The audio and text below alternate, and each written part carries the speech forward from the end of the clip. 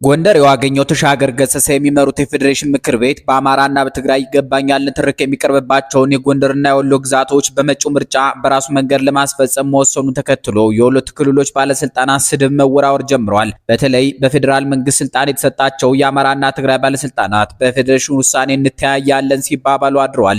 የጠቅላይ ሚኒስትር አብይ አህመድ አማካሪው የራያው ተወላጅ ጌታቸው ረዳ ካህሳይ በግል ገጻቸው እንዲሁም በስምረት ፓርቲያቸው በኩል ጽኑ ተቃውሞ አሰምተዋል። ጌታቸው እንዳሉት ያገኘው ተሻገር ውሳኔ የሀገሪቱን ሰላም በእጅጉ ከማወክ ሌላ ጥቅም የለውም።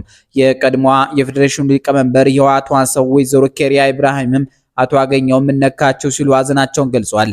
በሳቸው ዘመን የወልቃይት አስመላሽ ኮሚቴ አባላት ለውራት ያለመሰልቸት በሩ ላይ የቆሙ ወይዘሮ ኬሪያን እጅ ጠኑ እንደነበር ምንጮች ይገልጻሉ። በቅርቡ ስለዚህ ጉዳይ የጻፈ አንድ ሰው እርሱ የምክር ቤቱን ህንፃ ለማደስ ወደ ተቋሙ ገብቶ የነ ኮሎኔል ደመቀ ዘውዱ ቡድን አባላት በየቀኑ በር ላይ ቆመው ሲለምኑ አስታውሳለሁ ይላል። ሆኖም ህወሓት ከ4 ኪሎ ከተባረረ በኋላ ሲወጡ የነበሩ የተለያዩ መረጃዎች ወይዘሮ ኬሪያ ከራያና ወልቃይት የሚቀርቡ አቤቱታዎችን መልስ እንዳይሰጥባቸው በማድበስበስ ትልቅ ሚና እንደነበራቸው አሳይተዋል። አሁን ደግሞ ፌዴሬሽኑ ጊዜ እድል በሰጣቸው በነ ኮሎኔል ደመቀ የቅርብ ሰው በቀድሞው የአማራ ክልል ፕሬዝዳንት እጅ መግባቱ ጨዋታው የተቀየረ ይመስላል። አቶ አገኘው የሰሜኑ ጦርነት የተጀመረ ጊዜ ወልቃይት ከእንግዲህ ለዘላለም ከጎንደሬዎች እጅ እንደማትወጣ ሲምሉ እናስታውሳለን። ትናንት የካቲት 16 ቀን 2018 ዓ.ም ከሚመሩት ተቋም የወጣው ደብዳቤም ወልቃይትና ራያን የአማራ ግዛቶች መሆናቸውን መኑ የሚል ይመስላል። ከወር በፊት ምርጫ ቦርድ ሁለቱ ቦታዎች በትግራይ ክልል ስር ሆነው ምርጫ እንደሚያካሂዱ በመወሰኑ በአማሮች ዘንድ አቧራ አስነስቶ ነበር። የትናንት ውሳኔ ደግሞ በተገላቢጦሽ የተጣሉ የትግራይ ፖለቲከኞችን ባንድ ያሰለፈ እንደ በለጠ ሞላ ጌታውን ያሉ የአማራ ፖለቲከኞችን ደግሞ ጮቤ ያስረገጠ ሆኗል።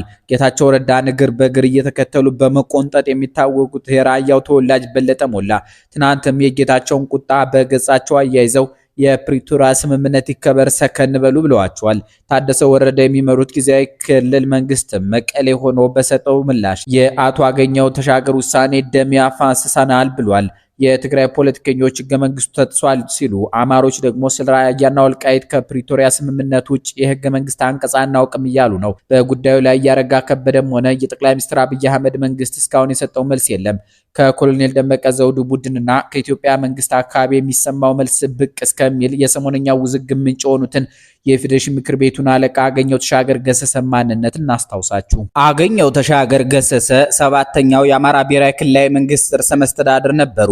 አገኘው ተሻገር ገሰሰ የአማራ ብሔራዊ ክልላዊ መንግስት አስተዳዳሪ የሆኑበት ጊዜ ክልሉ በሰሜን ኢትዮጵያ ጦርነት ይቃጠል የነበረበት ነው። እናም ራሳቸውን እንደ ወንዛቸው ልጅ መይሳው ካሳ ቢቆጥሩ ነውር የለበትም። አገኘው ተሻገር ገሰሰ የተባለ ልጅ የተወለደው ጎንደር ውስጥ ባለ አለፋጣ ቁሳ የሚባል አካባቢ ነው። ይሄው ቀዬ በሰሜን ኢትዮጵያው ጦርነት ጊዜ ዝነኛ የነበሩት ብርጋዲየር ጀነራል ሻምበል በየነ ወይም ባለከዘራው የተወለዱበት ምድር ነው።